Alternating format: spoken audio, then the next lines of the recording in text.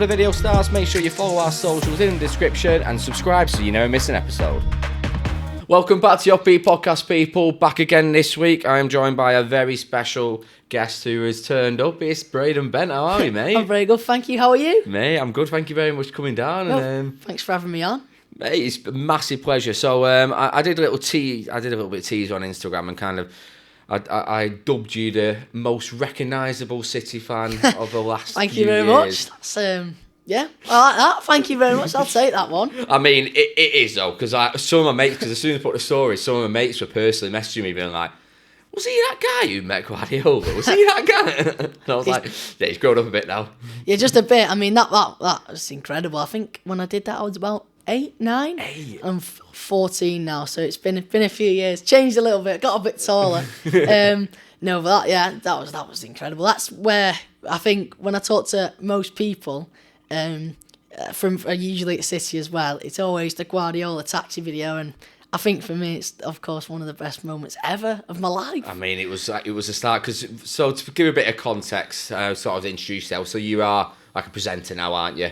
But you first sort of got into the media world by meeting Pep Guardiola. You were one of the first few people to meet him when he signed City. Yeah. So the idea was with this as well that I wasn't meant to know Pep Guardiola was in the taxi. So when I got in there as a little 8-year-old, I didn't know. So they had loads of different people. Well, I say loads. I think there was about maybe 4 or 5 different people. Yeah. I think just a rough guess, but there wasn't many at all. And it was Pep's first day in Manchester. His first home game was in, I think, a few weeks, or it might have been a couple of weeks after. And the idea was to put me in the taxi with Pep Guardiola, but without me knowing. And if it was to go absolutely horribly wrong, I was to get in the taxi, I'd be like, I don't know what to say, blank, whatever. It wouldn't go out. So it was stress free. And I think I was the first one, or I might have been the second to get in with him. And from there, it was incredible, really. As an 8-year-old lad, I was not expecting that. Oh, yeah, definitely. I thought I was getting in a taxi with Les Chapman, who was the kit man at the time. Oh, nice. So is that what they said to you? That's what they said. So I was told, you're getting in a taxi for City TV, because I'd done a little bit for City TV before that, and You're going to go round Manchester, and you're going to look at where, for example, the old stadium used to be, Main Road. You're going to just drive past it. We started at the Football Museum in Manchester. And yeah, when I got in, he was in there. I was like, oh my days, is it really him? Is it really him? And luckily for me, it all just seemed to happen naturally. I mean, my questions were quite funny. Looking back, maybe. Well, I mean, you can't really still look back wanting at to come back for tea, of course. But top man, and it was one of the best moments, and will be one of the best moments of my life. I mean, it was sensational. Like, it was a shock. Like, you could tell the shock from your face as well, and it was because I feel that it was a perfect way to introduce it, wasn't it? Because it was showing him meeting actual City fans, wasn't it? Fans, of course. Yeah. I mean, as well, all my family have been City fans, and my dad's dad, so on, so forth, and I've always been a Blue. And then getting in the back of the taxi with Pep Guardiola, and of course before then we didn't know how it was going to turn out.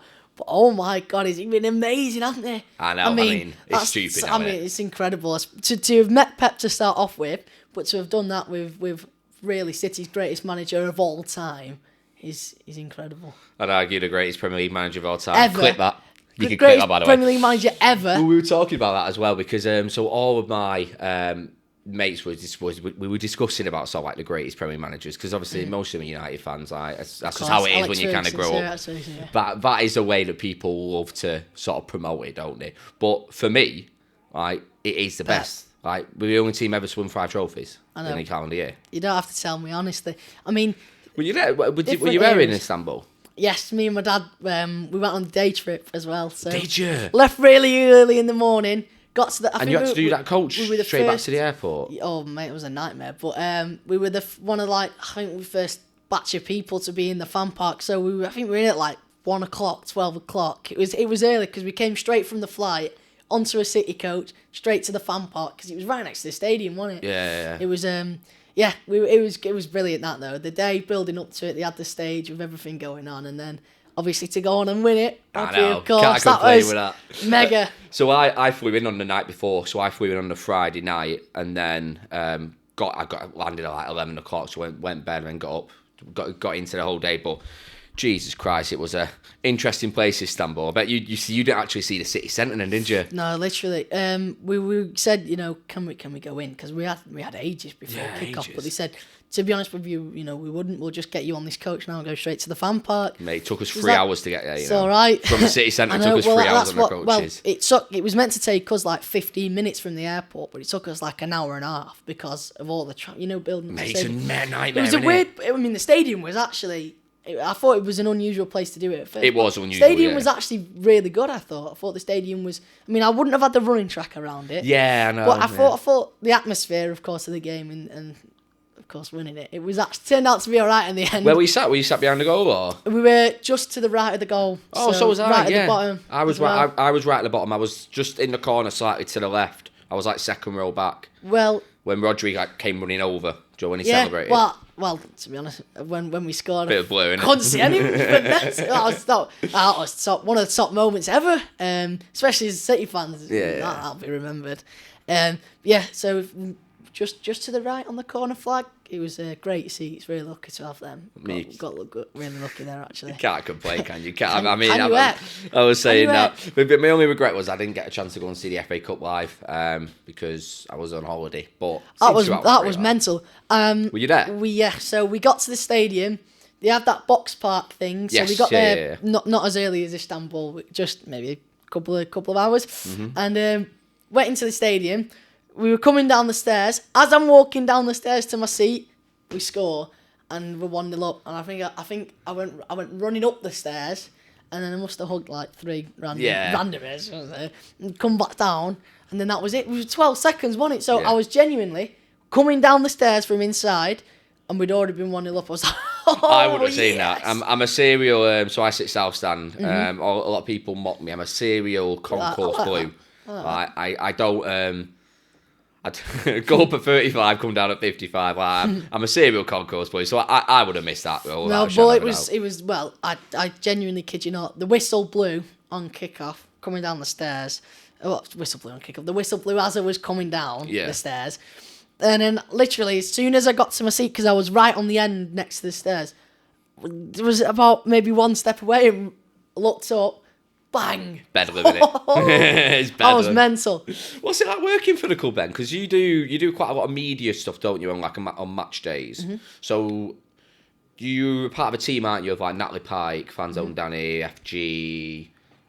Who's the other one nowadays as well? There's another one. Wingman. He's a Wingman. So are you part? Is that like a team of you who are doing it like every match day, or? Yeah. So I think the main lads at the moment, and Natalie Pike, of course, they always play a big role within the club, doing it on City Square and on half time, and when we go away, obviously you see them on pitch side. I sometimes cover some of the City Square games and do a little bit here and there now for City. Usually picks up for me in the summer, so nice. It's actually after Christmas really.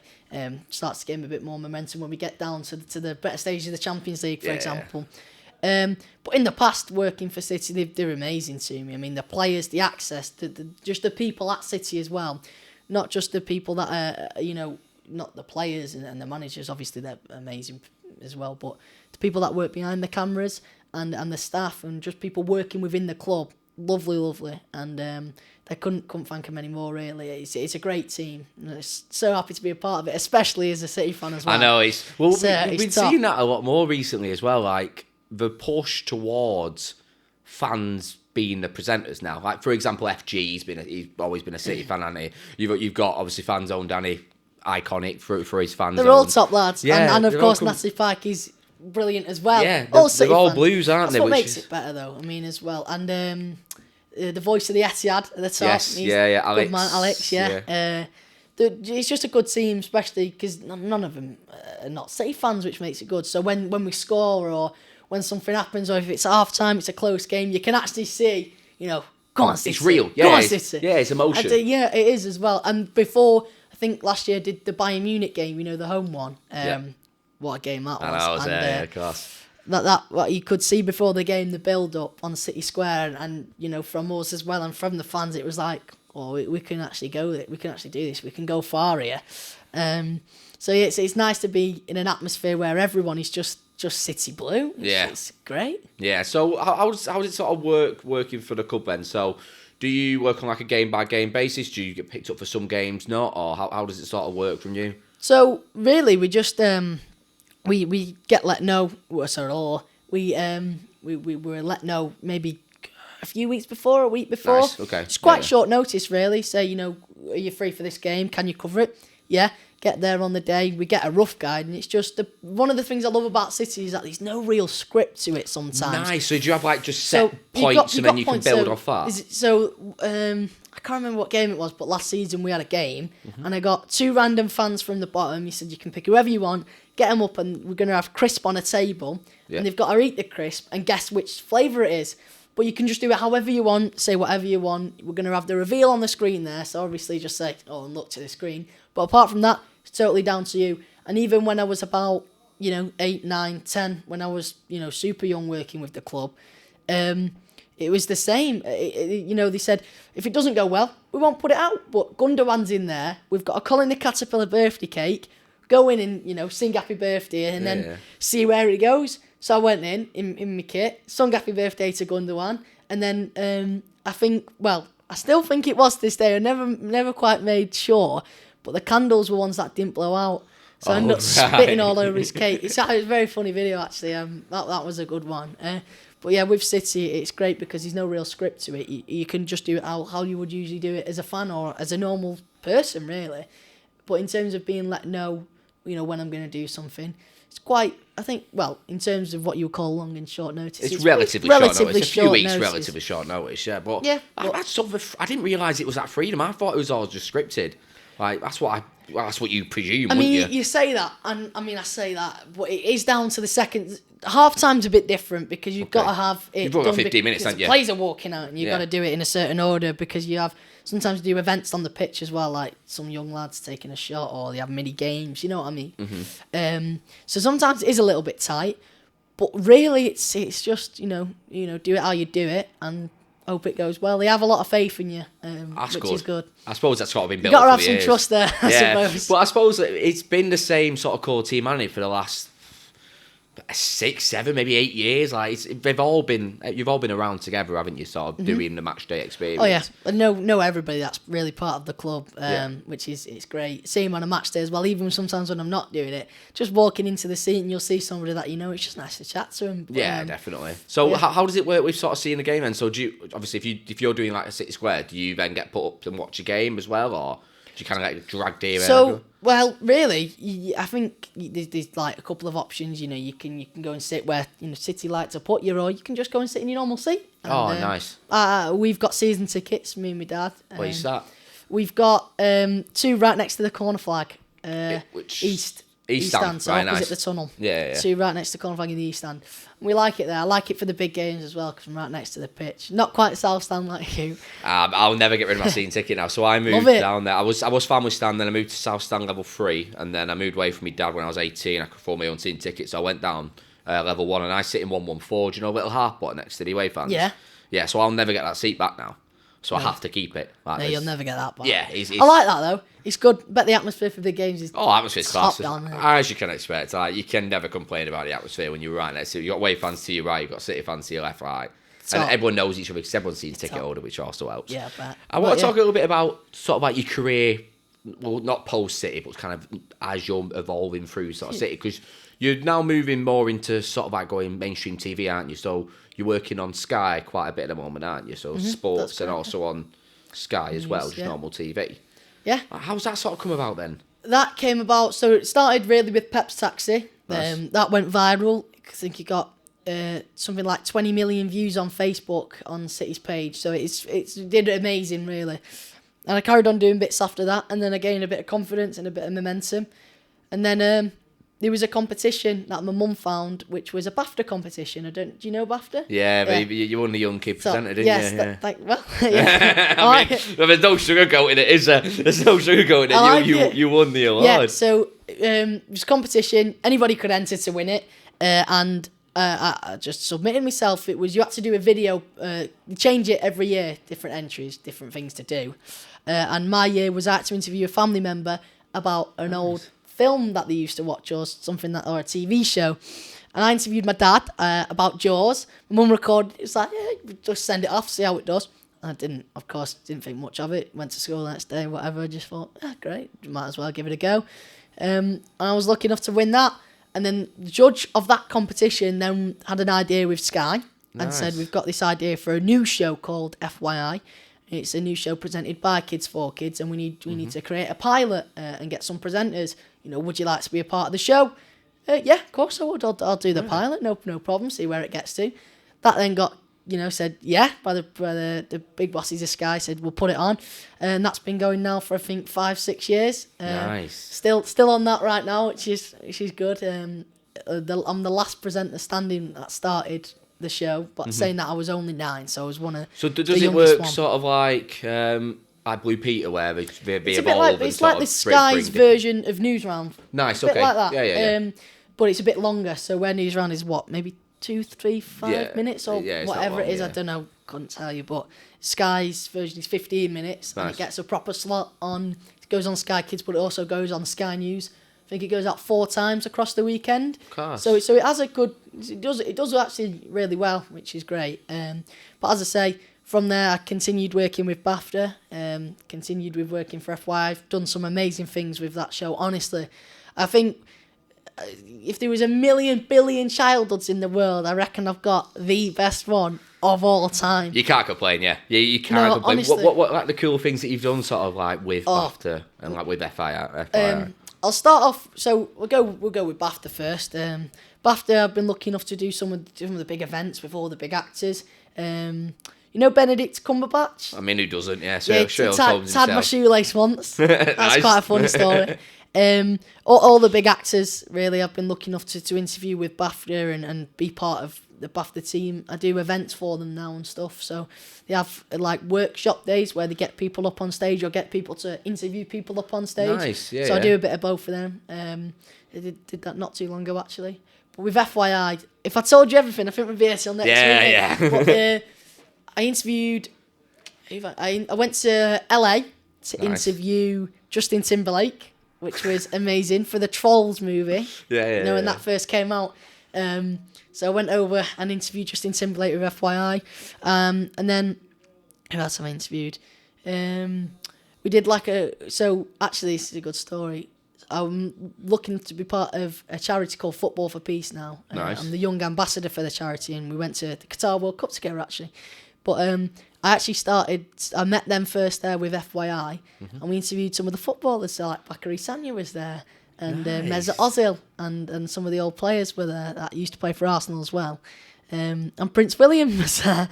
I know. So after that, we got in touch with the charity and we got in touch with each other, really, and was like, we'd love to be a part of it, and still doing that with them. Nice. That was for FYI. Ever since. And then more of I think you could say it was a serious topics. I've pretty much really travelled the world with FYI in the show.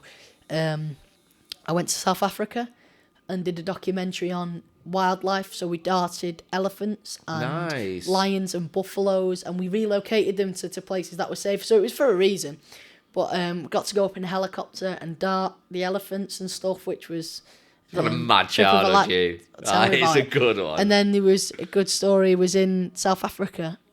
So we were darting this lion, and it was a big lion, proper big one. I think it was a male as well. It was a male.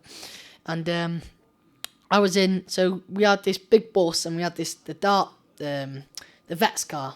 And we were in the vet's car, just me and the cameraman and the vet, who was driving it as well with his gun on his side, because we had to put it to sleep to obviously get it and then put it into a safer place, and it just wouldn't take the drugs. Like, you hit it and it just ping it straight out, and then it wanted to go in, and it just carried on going around, and it actually circled the car, and it went like super loud, and we got that all on camera, and my mum and dad and stuff could hear it from the coach, from the bus around the corner.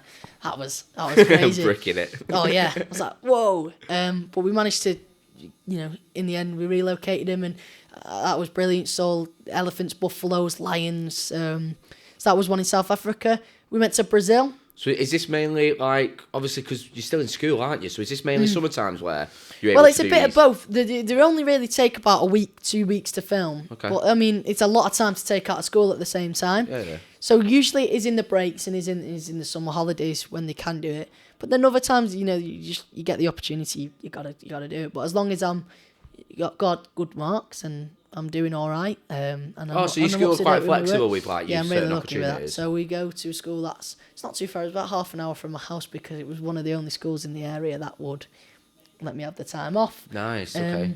So yeah, we go there, and as long as I'm getting good marks and I'm up to date with what I'm doing and I'm doing okay in school, then they don't see really a problem with it, which is great.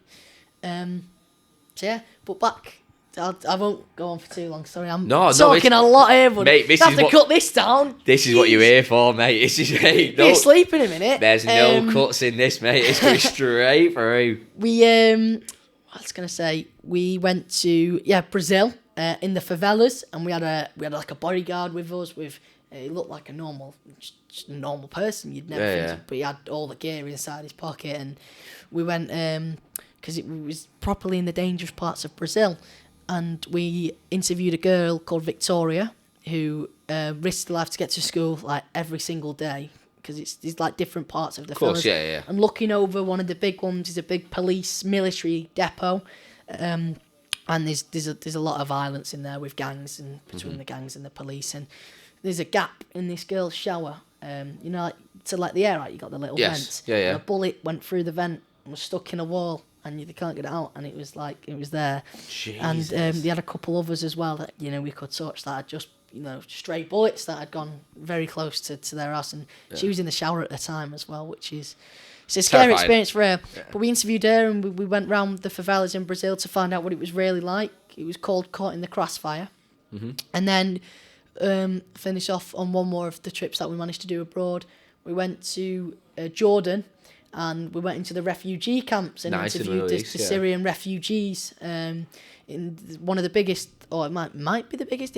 Don't quote me on that. Yeah. It was called Zatri. It was a massive refugee camp, and it was it was an experience and a half. It was eye opening to see how some people live, especially coming from an amazing background and having some brilliant people around me like myself. It was good to bring you back down to earth, to see all the different places like Brazil and Syria, and it was it was interesting. So they were some of the ones we've done abroad, but we do a lot of reports. Oh like, the other week you were saying it. So is it once a week? So it goes out every week actually. So we film it on a Wednesday, and we go down to London. Me and my dad, me and my mum alternate. It's got to take the time off, of course. Which is commitment as well from them, let me say. I know. Don't know where I'd be without them too. But yeah, we go down to London. We film it in Sky Studios. I reckon it's about 2, 3, 4 hours filming, somewhere around that mark, 2 to 4 hours. It's only a 15-minute show. Goes out on Saturday and Sunday. But they do loads of reports. So the other week was at the that in St Helens where Luke Littler used to go when he was a young lad. We interviewed his coach there, and he was throwing some darts at his old place. So it ranges through absolutely everything. I love darts. I started watching it recently. Well, of course, watched it year before, and then I watched it again properly this year to try and get into it. Darts is class, mate. I've got one from my garage now, so that's what you need to do. I've got to try and get better. Project Luke Littler starts now. No, I've got to try and get a bit better. Let's fair. So say about 10 years too late because you started at 4, didn't it? I'm all right. I just can't finish on a double quite yet. Yeah, but you build up to it. So I've got one in my office, and I work on the phones because I work in sales. So literally I've got a wireless headset, and I just play darts all day. Like all day, it's all I do is just play darts. Yeah, it's I'm getting better. I've had it for because I've had it for ages, but I've only started properly using it recently. It's such a hard sport, though, isn't it? Like, it is, yeah. I think the rules and to get a grip of it initially, I'm all right with it. Okay, I can get it, but then when it gets into like the proper where you got to hit the big numbers and then finish on a double, mate, you've got to build up to it. Don't you? Do it. But it looks so easy on TV, doesn't it? It does look so easy on TV. They make it look so easy, don't they? It's it's tough. It's very tough. There's definitely a knack to it, that's for sure. But yeah, as I can say, I can finish straight out. I'm all right with that. But on a double, be there all night. So what was it like meeting? So did you meet Luke, or was it just his coach? No, it was just his coach there, because I think, with stuff like that, you've got to be on it from the start. Yeah, you do, yeah. I think we missed, unfortunately, that one.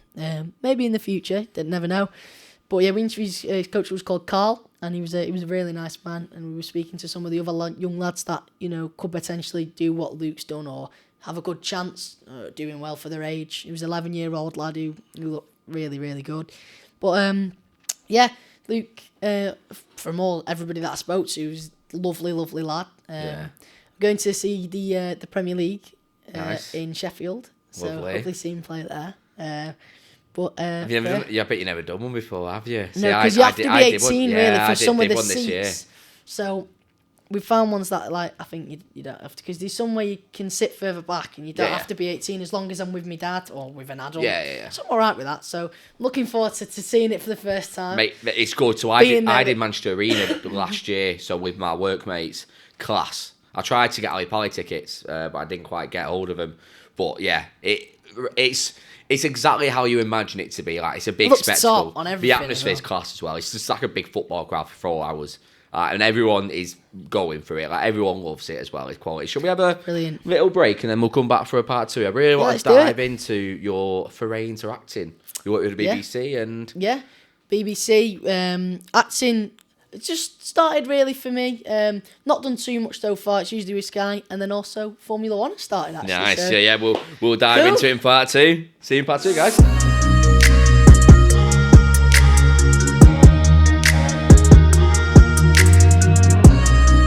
Part 2, we are back. Short little break right there, and we're going to dive straight back into it because we were discussing quite a bit before the break on the your Sky, and you're now venturing more into sort of like the Sky Sports world, aren't you? So you're now doing an F1 kids show, is that right? Yeah, that's right. So you've got the main Formula One coverage, and then you've got something called F1 Kids now. So it's just everything that the adults say, simpler, broken down into something that young people can understand. Because Formula One at first, it's quite an overwhelming sport because there's loads to it. Yeah. When you put animations on it, you have little facts. You've got more stuff about maybe what the drivers do in the spare time, and then you also then try and factor in some of the the key terms and some of the really intricate bits. Then it gets there. A bit like an educational piece, then, isn't it? It is. Is that the direction that Sky are going then, to try and bring more people into the sport? Are they trying to sort of educate children to kind of come up and go to love the sport? I suppose so. So the first one I did was with Sky, and it still goes out on Sky, all the coverage. But Formula One have ran with it now. So basically, I think, and it's true, sometimes Formula One can be thought as like more of an adult sport, really. I mean, you don't see many young people thinking, oh, I really get Formula One. That's just, you might like the race cars or the colours or whatever, but of course, that's the point of it. So we want to try and introduce Formula One, but a younger term, because sometimes you'll be watching it and you'll maybe hear about some of the former races, maybe someone's engine problem's gone wrong, or you've got something wrong with the tyre, and it's a bit overwhelming for maybe a young person to understand. So we do that, but we break it down to make it a lot simpler. And it seems to be going really well at the moment, actually. We've done quite a few last year. Yeah. So I was lucky enough to go to Budapest for the actual Grand Prix. And then we've done some from their Formula One studios in Bean Hill. So hopefully next year when it all starts... when it all starts again this year. Yeah. Sorry, it's just been on it, losing it a bit here, mate. When it all starts again, which is soon, they're doing the testing now.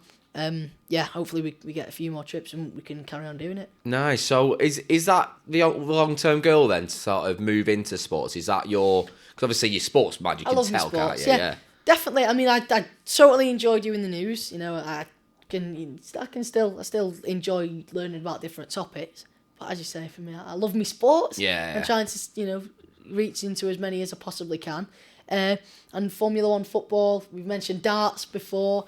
I'm happy to talk about everything, really. I was lucky enough to do, as I said last year, for the transfer window. Nice. I did a bit for Sky Sports. I did the Mikhailo Mudryk announcement when he signed for Chelsea, which was cool.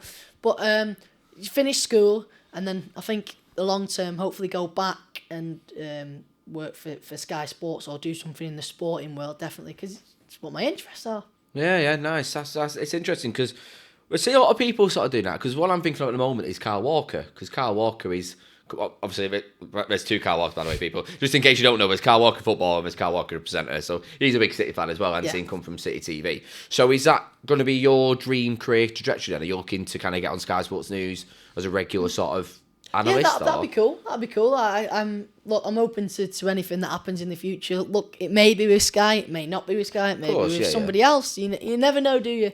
But I'd be happy to take, any route that really comes to me, any opportunity that I feel, I'd like to be a part of. Yeah. I'll do it. I'm open to anything.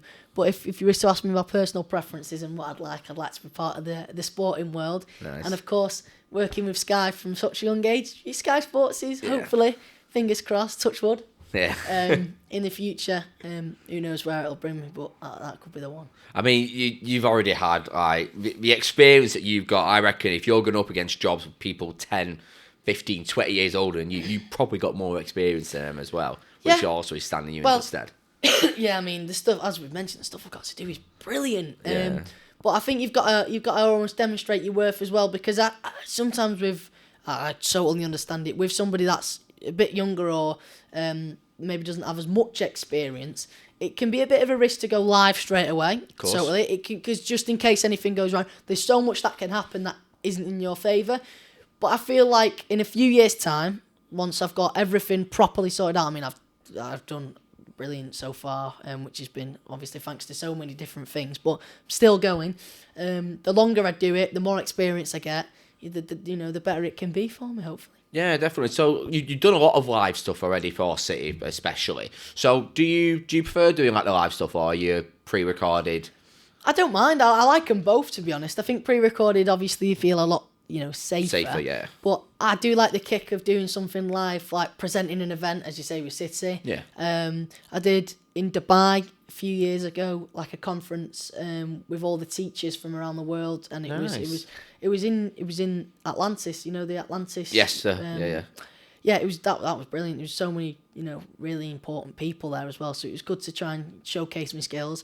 But I like the live stuff as well. I been on Sky News just for little bits where you go on and you talk about. I did something with vaping. Did a vaping documentary actually. Nice. And then you get to go on the main Sky News breakfast show and just talk about what you found, what's it been like making the documentary.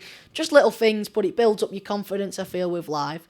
But if you were to ask me, pre-recorded live, I'd probably say the live stuff. I enjoy it. It's different, isn't it? Because you never know what's going to happen, which always sort of helps. So I've never done anything live so far, but that's a dream one day to get there. If I get enough time, I'd love to start streaming or doing something like that. Streaming seems to be the big thing at the moment. Yeah. Isn't it? Streaming and well, FG, obviously, you know FG, don't you?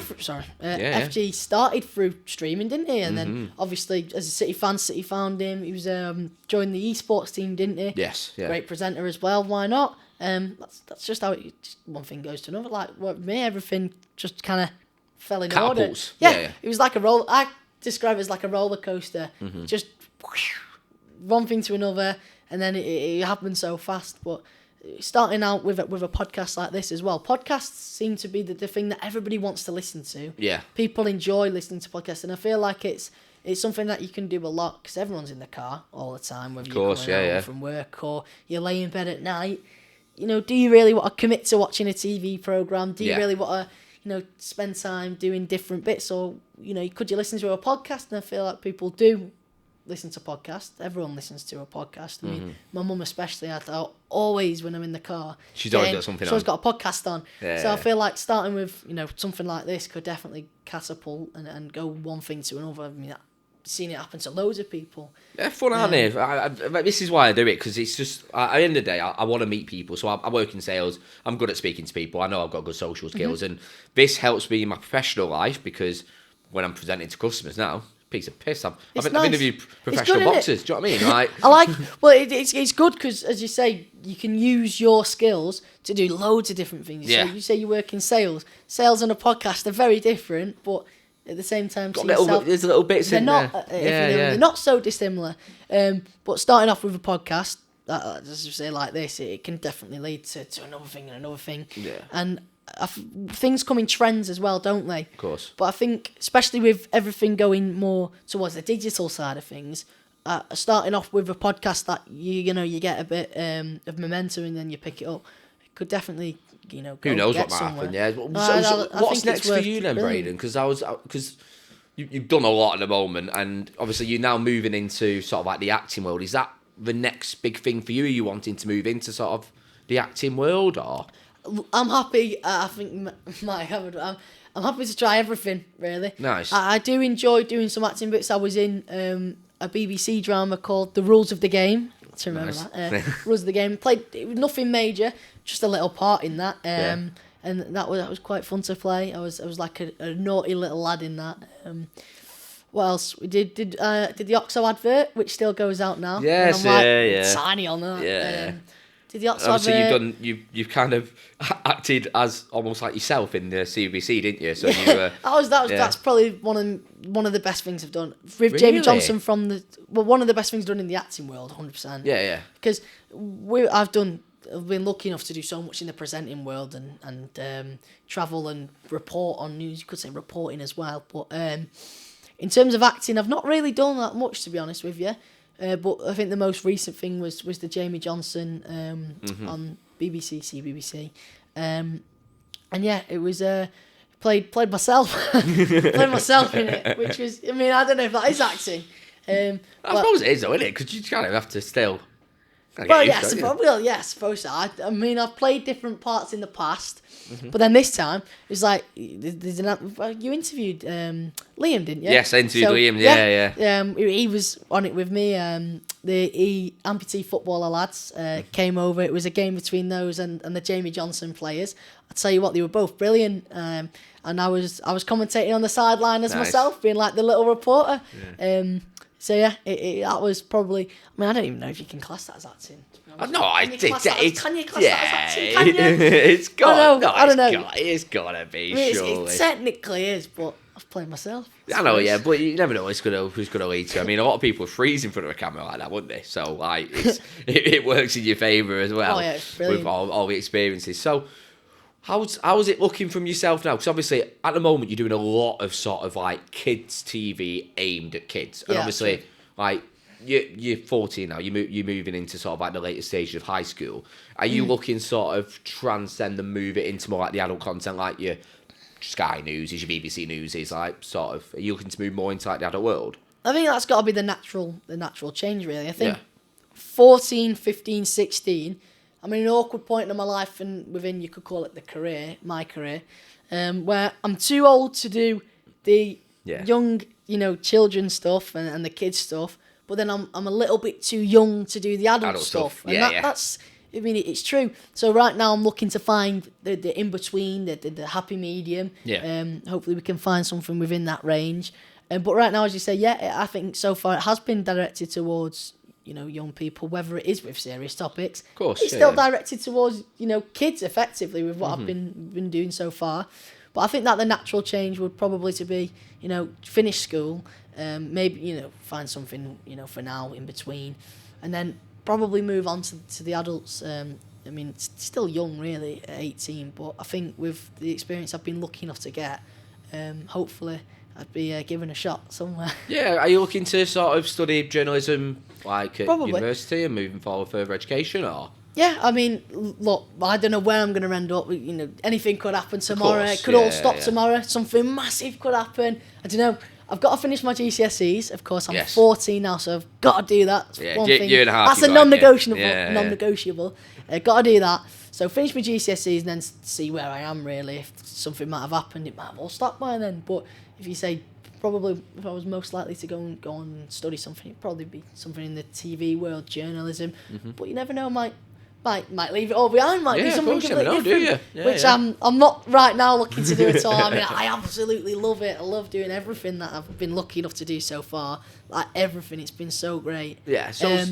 And also, because we discussed a little bit in a break as well, because it's got a leading on from that part. Because obviously you did a lot of kids TV, and like obviously you're on social media all the time, you're on TV all the time. So how do you sort of deal with sort of hate transept of it? Because obviously with you coming from, like, football is very hateful sort of place, isn't it? And people get jealous very easily. So how do you sort of deal with these 40, 50-year-old men being like, why is he getting that shot? Why is he doing that? Like, how do you deal with that?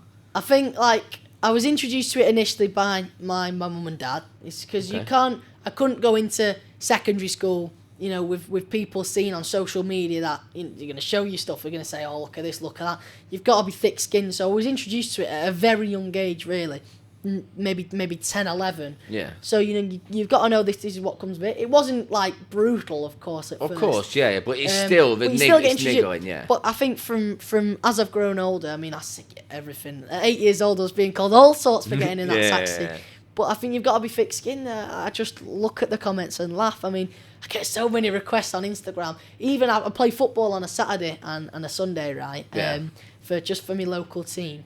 And even when it's nothing to do with TV, I get a message on Instagram from the team I've just played, sometimes from the players and sometimes from the parents, and it's like, jeez, I mean, it's only a game of football. I don't get it. Look, I'm very lucky to have the mindset that I have. I do just laugh it off, really. I mean, some of the stuff it's not great, but it's always going to come with it. You can't put yourself out to the world, especially in this day and age, and do all the things that I've been so lucky enough to do it and do it properly, if you don't expect to get negative comments and you don't expect to get hit with it, because you're deluded, really, if you think you're not going to. You think everyone's going to love you.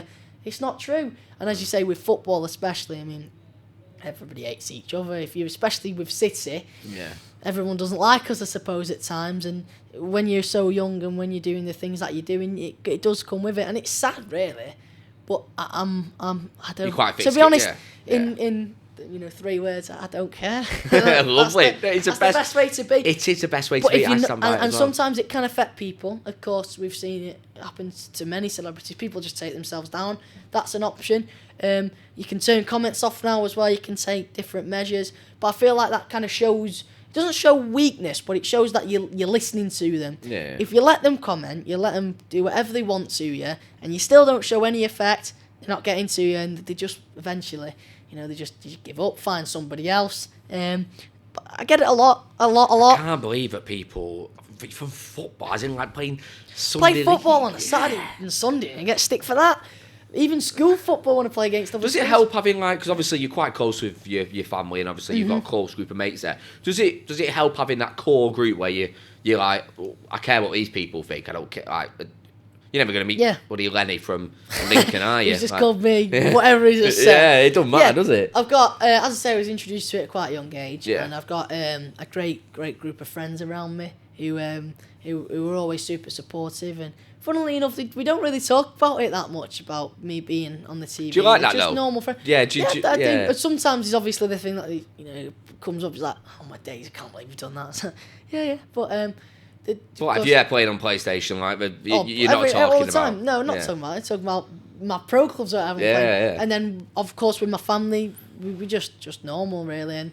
And I think the best part is none of us are bothered. We expect it. You have to expect it. You have to, but I've got a great group of people around me. And if I was ever to, for it to get under my skin, which I never will, I've got people that would definitely back me up and would support me all the way, which is really good to be able to say wholeheartedly as well.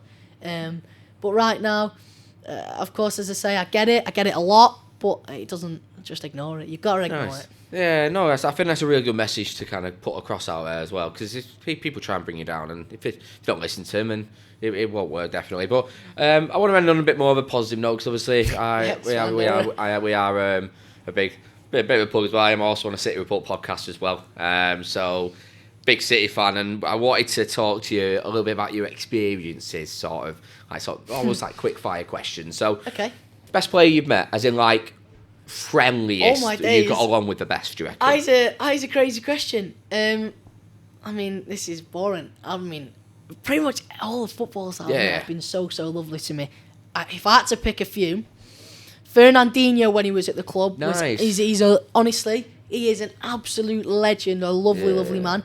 Ederson, honestly, Ederson is one of the... I mean, he looks like he could absolutely bat it. He probably could, but he's one of the top bloke, honestly. Everything that he does and everything that he says, he's always dead positive. On Instagram, he's always liking everything. Lovely guy. What about non-City then? Is there any footballers that you've met or you thought... Look, I'm sorry about that. That was a terrible answer to you. No, but so like non-City. Is there any footballers who've kind of surprised you where you thought, do you know what? I wasn't really looking forward to that, but do you know what? They were actually good guys. Well, I mean, most of it is with Manchester City players. Yeah. The good one is we once played on when I was still doing when I was still like really involved with the City TV stuff at a really young age. You know, when I was super young and I was doing everything. Yeah. We went to America for the tour, and I sat on the bench with the players for the Bayern Munich game. Nice. And Ian Robin was there, and we went into behind and were speaking to Ian Robin for ages really. He was a really nice guy.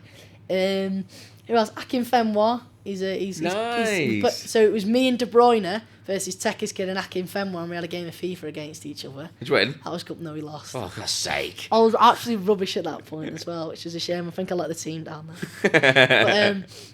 But they were both lovely. Non-City footballers. I mean, Akin Fenwa was a big one though. Have you met any of the F1 lads then? With you doing F1 kids, have you met any? Pretty much all of them. Pretty much all of them. I mean, I've got selfies with pretty much all of them. Some of them I've met briefly, some of them I've met properly. I interviewed Charles Leclerc. Nice. He was Ferrari driver, yeah. Mm-hmm. Top man, lovely guy. They're normal, and yeah. I was in the Ferrari because they bring like the motorhomes around the world for each one, so they have a place to stay before and after the race, and when they do the practice sessions, or else they just get mobbed really. Yeah. So they come across from the racetrack, they go into the garage, and they just basically run across like it's called the paddock. I don't know if you see that. They just go straight into the motorhome. I interviewed him in there, and he's Is a that nice like guy. 5-star luxury then when you walked in? Were you like, whoa? You don't expect it. You walk in, you've got the bottom floor, which is like all dining, and then the top's for like the drivers and the team principal. That's cool. It was top in there. I interviewed him. Some of the nice F1 drivers. Oh, Gunther Steiner, who's just left, who's a team principal. Yeah. He's very funny, man. He was nice. But pretty much most of them, none of them really seem to be very nasty. Very, very rarely any of them are a little bit off with you, like, at all. Everyone's dead positive in the footballing world and in the Formula 1 world, but pretty much all of them. Do you think it also helps as well? Because I'm seeing it more and more nowadays as well. Like, the younger generation of footballers are coming up and they've watched content. They understand it a bit better, so they're more open. Like, for example, the one I'm thinking of at the moment is Oscar Bob. Oscar Bob's done videos with like the pitchside lads. He's done all media this. Train straight away. Yeah, but it's more thing, like real. Like they understand like the reason why content's so good. Like you can tell that he's having fun. Like he's not being like sometimes footballers are just like, yeah, we had a good game. Yeah, the lads 3 points was all everything. But like when they're in a situation where they're doing a crossbar challenge with Tom Garrett, for example. They're real, aren't they? Do you find like the younger lads are more sort of like embracing the content world? Yeah, I think they understand it a bit more. But then at the same time, some of the lads that I've interviewed that are a little, I mean, you call it older, and they're not that old, but they seem to be nice as well. I mean, one that me and my dad always talk about is I've met De Bruyne, and I've interviewed De Bruyne and done stuff with De Bruyne a lot, right, over the years. And the first time we met him, he didn't have kids of his own. It was his first year, I think, or second year in Manchester, so he was still getting to grips with it. And as a young lad that was so confident as I was, he didn't really know what to do with me. You know, he didn't know what to say, how to act and stuff like that. And that was normal. And we came in the car, I was like, yeah, he was.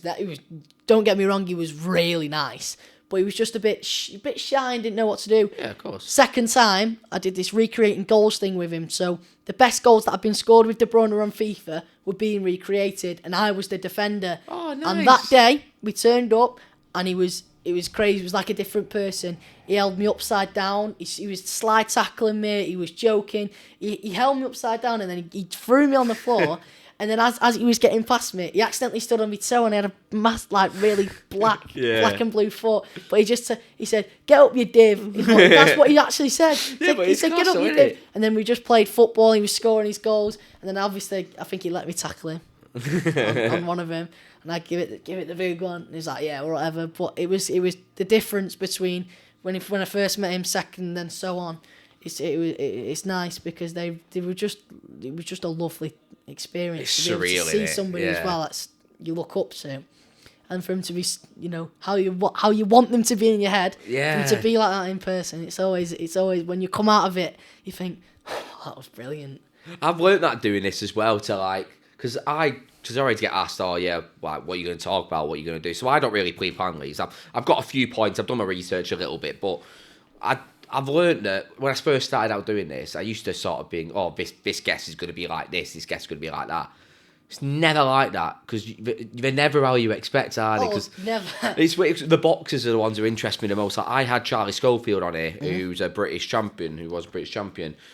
He came to me and said, "Do you know what? I like boxing. I mean, it's my sport, it's my hobby, but I'm a football fan." So we spent 40 minutes talking about footy because he was like, "That's what I want to talk about," and I was like, "It's so surprising to me how you dedicate your life to something, but your love is something else." Yeah. Do you ever sort of find that where you just like, wow, I didn't expect it. I just didn't expect it to be like that. Yeah, sometimes you do. I mean, sometimes you expect people to, like, with the, here's a good one. It was BBC Sports Personality of the Year. Nice. Award. I think it was 2019, I want to say. Mm-hmm. Could have been, it was a while back now. Yeah. And we had time slots with different players. So Harry Kane was there, and we said, you get 2 minutes with him. You got 2 minutes. Anthony Joshua was there. He was nice. The man of the year. He was like Anthony Joshua was the talking point. You get 1 minute with him, and if the agents and the people that were with him came over to us about four or five times. Said, right, you got 1 minute. Any more, what's going to take him away? He spent 15 minutes chatting to me on that red carpet, which was like, well, wow. I've seen Joshua do this a few times, as well. But when I say we were told properly. He said you get 1 minute, and genuinely, if you go a second over, we're just going to take him away because he's got to get down to everybody. And they did try that, and he said, no, wait. He spent about 15 to 20 minutes just talking with me, which was one of them, which was like, that's really top tier. I've seen him do something like this recently as well. So do you know who Parsons is? I'm pretty sure it was with Parsons. So he's big on TikTok now. He's basically like built a career doing like boxing interviews. So he's good mates with Eddie Hearn now, but he's just started out and just bought him and just built his way up. And I saw, and I'm pretty sure it was him who did an interview with Anthony Joshua. And the way that Joshua was asking questions, you can tell when someone's asked and not asked, can't you? Oh, and sometimes just dismissed. But he was really interested in how he interviews people, like what he does, why he does it. And I was watching it, and I was like, you're former heavyweight champion of the world. Yeah. And you're interested in just essentially a social media guy, like just a normal guy in the public, and you can tell he's real. It's a real aspect. I couldn't believe that. And when I say it was strict timings as well, with pretty much everybody, you had a bit more slack, But then he had to get down every single one, and I was right in the middle of the red carpet, and I was told 1 minute. He spoke to me for 15, 20, which was that was one of them where you think you're a good guy. Top tier man there. So did you sort of, obviously with you having these short sort of time span with certain people, are you trying to kind of find that one clip or like how do you word your questions? Are you trying to ask something completely different to everyone else, or like how do you have like one stock question, or how do you sort of prepare for events? So events like on a red carpet, you've got to really play your cards right, because you never know who's going to walk past. You never know what's going to happen next. And you don't know if they'll have to be moved down. So you got to also be a bit cheeky as well. You got to try and get as many in as you possibly can. But when it gets to the end, you clean it up. You say thank you. I have stock questions. Usually I think of them when I go in there. Say if my mind goes blank, I've got 5 questions here that I can ask to every single person that's going to walk through these doors today. Yeah. Whether they're on the red carpet or whether they're behind the camera or just one of the waiters or whatever. I've got 5 questions that aren't bad either. They're still very good questions that I can ask absolutely anybody. I think that always helps, just in case you were ever to be in there and you went, forgot it. Yeah. But you get like a list of people that are meant to be there. Nice. And you obviously pick the ones that you really want. Everybody tends to want the same ones. Mm-hmm. So you've got to be, the questions that you ask have got to be very good. You can't say, you're all right. Yeah, great. Okay, how's your night been? Right, that's it. Got to pick it properly, and got to be quick. You are sometimes looking for that clip. Sometimes that clip just comes naturally. It just comes to you. You ask a question, it just spirals to one thing to another. A bit like our chat. Mm-hmm. But as I said, it's a great question. I always have usually 3 or 5 stock questions, 3 to 5 stock questions that I have in my mind. But then I've also got other ones that I think if this person comes down, I'm gonna ask him this. Yes. If this person comes down, I'll try and get these 2 in, and so on and so forth. Nice. So obviously, because you're working on behalf of companies or you're working on behalf of pages or whatever, so do they have a say in what you can ask, or are they like City where they give you the freedom of asking what you want? It changes with everything. Nice. Because sometimes as well, like, I've been lucky enough to interview the Prime Ministers, so I did Boris Johnson twice, and I've done Rishi Sunak. So with the questions there, they have to be worded, because you have to write the questions, and then they have to be sent off to be checked. And they have to come back, can I answer these questions? And on the day, they could turn up and say you're not allowed to ask any of them. But obviously that didn't happen. So you have to be really precise with the ones that... I think the Prime Minister is a great example. You've got to be... The words have to be exactly how it's written in the script, or else the meaning or something's not quite right. Yeah. But if you say if you're on like a red carpet, for example... Oh, I can ask what... It's free... Maybe there's one way I think, could you try and get him to say this, or could you try and get this out of him? Yeah. Or apart from that, just do what you want. Ask the questions, but of course, you don't really want to waste your time at the same time. You want to get your point across.